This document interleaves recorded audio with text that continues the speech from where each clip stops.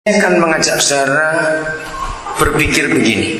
Betapa salahnya kita kalau kita itu berkata melayani Tuhan, tetapi kita tidak pernah tahu apa yang jadi kesukaan Tuhan, atau apa yang jadi fokus Tuhan, atau apa yang jadi prioritas Tuhan.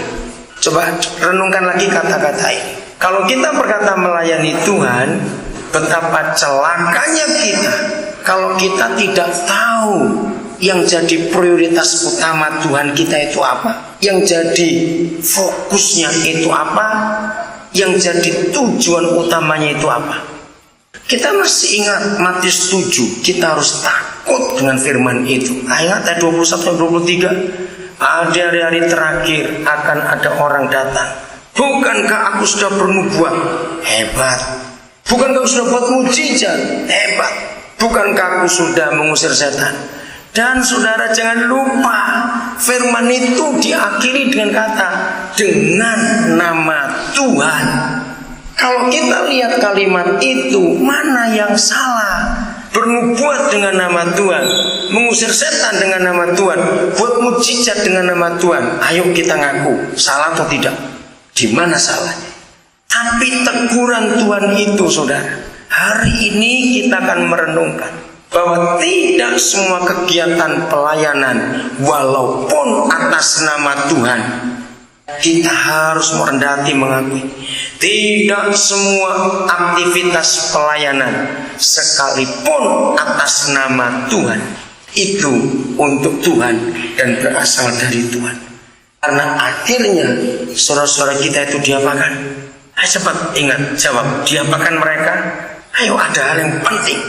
Diapakan mereka? Diusir, saudara. Kalau cuma ditolak saja masih mending. Ini diusir dengan catatan karena kamu tidak melakukan kehendak Bapa. Nah, kalau begitu, kehendak Bapa itu yang mana? Ngusir setan dalam namanya, menyembuhkan orang dalam namanya, bernubuat dalam namanya.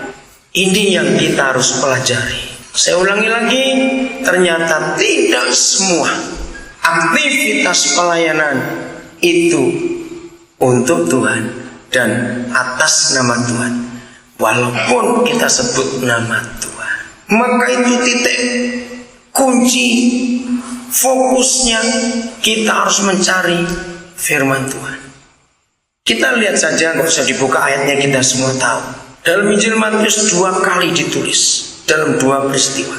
Tidak ada yang bisa menggerakkan hati Yesus dengan belas kasihan kecuali satu, ketika dia lihat orang banyak yang tak tergembalakan. Masih ingat firman itu? Saya ulangi lagi, tidak ada yang lebih bisa menggerakkan hati Yesus Tuhan kecuali dia lihat orang banyak yang tak tergembalakan. Dari ayat-ayat itu kita menemukan ternyata fokus, prioritas, dan tujuan utama Yesus Tuhan kita adalah manusia, bukan fasilitas, bukan aktivitas. Saya setuju bisa katakan ini? Amin. Bukan aktivitas dan bukan fasilitas, tapi orang. Satu hal yang sangat berbahaya adalah kalau kita sebagai pemimpin di dalam semua kegiatan aktivitas kita itu mengutamakan fasilitas. Dengarkan ini ya. Kalau saudara belajar ilmu manajemen ada kalimat itu, dan itu ada di Alkitab lebih dulu sebelum manajemen menemukan teori itu.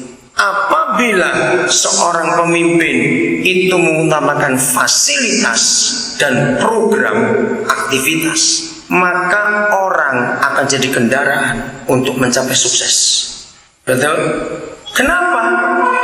Karena orang itu aset yang harus diperas untuk mencapai tujuan. Maafkan saya kalau saya akan katakan kalimat-kalimat ini. Saudara, kita harus mengakui 80% lebih gereja-gereja kaya itu hobinya merenovasi gedung gereja. Jawab iya atau tidak? Cepat jawab iya atau tidak, nggak usah ragu-ragu. Iya. Saya sampai heran. WC toilet umum masih bagus dirombak, karpet masih bagus dibongkar. Saya sedih melihat itu.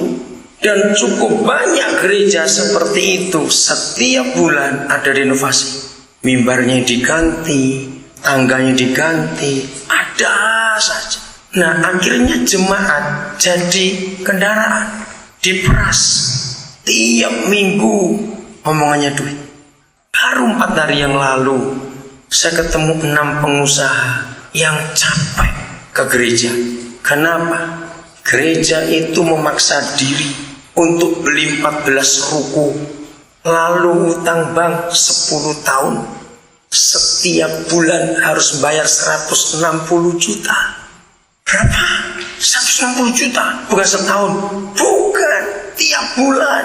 Lalu gaji full timer dengan semua bayar listrik, air, kebersihan semuanya, total 220 sekian juta setiap bulan.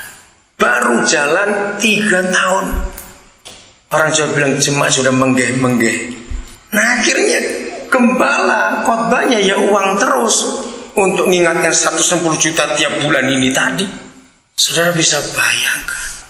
Maka itu tidak semua aktivitas sekalipun atas nama Tuhan itu untuk Tuhan.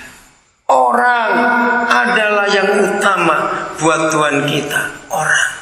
Itu sebabnya saudara, selama Tuhan Yesus hidup di dunia, sampai akhir Kisah Para Rasul di pasal 28, coba kita harus rendah hati dan jujur mengakui Yesus, Petrus, Paulus dan semuanya tidak pernah ngomong secuil ayat saja tentang fasilitas. Coba jawab saya, benar atau tidak? Kita tidak menemukan di 28 pasal Kisah Para Rasul dan seluruh 4 Injil yang bicara tentang oke lah kalau toh nggak saya beli gedung sewa, atau bicara transportasi, ayo kita doa semalam beli unta 4 untuk penginjilan. Tidak, mereka semua tidak bicara fasilitas. Padahal menurut Kisah Rasul pasal yang kedua 47, setiap hari jumlah mereka ditambah dengan orang-orang yang diselamatkan. Nah, ayo kita hitung. Kalau hari pertama Pentakosta itu 3.000 yang bertobat, ditambah murid 120, jadi anggota gereja pertama di dunia itu 3.120 orang. Kalau tiap-tiap hari ditambah jumlahnya dengan orang diselamatkan, pernahkah kita hitung kasar dalam waktu 3 bulan berapa ribu anggota? Betul nggak? Itu cara kita berpikir seharusnya. Ada yang bisa sebut kira-kira berapa ribu? Kalau 3.000 ditambah sehari, ditambah tiap-tiap hari diselamatkan, bilang aja 1 hari bisa 100 orang. Sebulan sudah berapa? 3 bulan berapa? Loh, di mana mereka dikumpulkan? Kenapa sampai pasal 8 Kisah Para Rasul justru terjadi aniaya dan mereka dipencar oleh Tuhan kemana-mana? Dikumpulkan di mana? Gedung besar zaman itu cuma ada 2. 1 istana Herodes, 2 bait suci. Percayakah saudara, Petrus nggak mungkin buat panitia untuk sewa salah satunya buat kebaktian? Cepat jawab. Mungkin tidak mereka sewa? Nggak mungkin. Nah, dikumpulkan di mana? Maka itu, saudara, tadi saya ngomong pada beberapa saudara bahwa Indonesia ini sudah resmi negara Islam dengan digolkannya 2 undang-undang yang terakhir, 1 undang-undang syariah dan 2 undang-undang pornografi. Ini jelas Al-Quran. Kita nggak bisa lari. Di demo habis-habisan ketika RUU itu mau disahkan, nggak bergeming karena kekuatan yang besar. Kenapa saya berkata ini? Supaya kita siap-siap bahwa tidak akan ada perubahan kelihatannya. Mereka akan terus bergerak karena mereka sudah masuk kaki sekian jauh. Untuk mundur tidak mungkin, untuk maju mungkin. Kalau sampai maju terus, harapan satu, kapan itu bubar? Dengarkan. Hanya apabila negara kesatuan Republik Indonesia bubar, baru undang-undang itu nggak berlaku. Dan itu kan mustahil membubarkan negara ini. Lihat contoh diaspora. Ini sebuah bukti bahwa mereka kuat sekarang.